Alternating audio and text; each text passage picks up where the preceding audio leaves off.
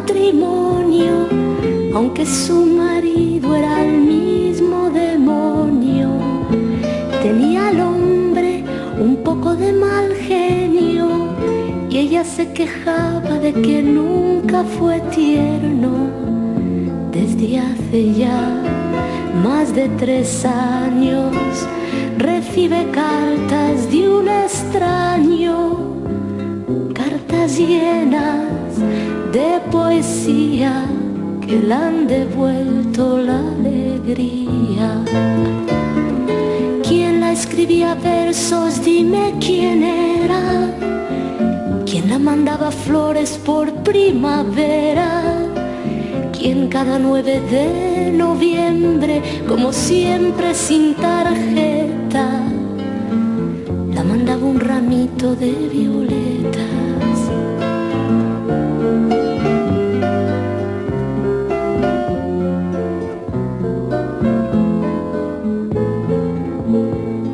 A veces sueña y se imagina cómo será aquel que tanto la estima.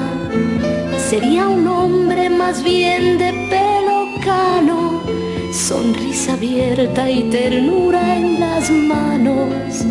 No sabe quién sufre en silencio, quién puede ser su amor secreto, y vive así de día en día con la ilusión de ser querida.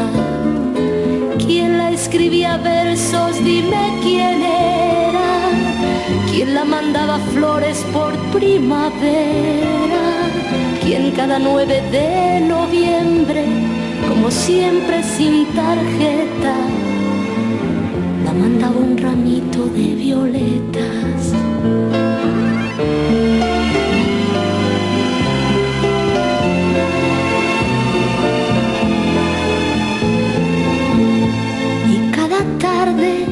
Al volver su esposo, cansado del trabajo, la mira de reojo.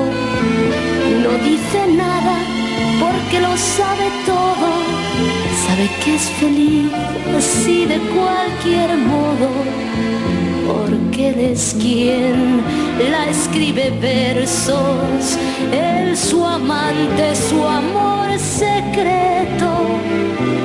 Y ella que no sabe nada, mira a su marido y luego calla. ¿Quién la escribía versos? Dime quién era. ¿Quién la mandaba flores por primavera? ¿Quién cada 9 de noviembre, como siempre sin tarde,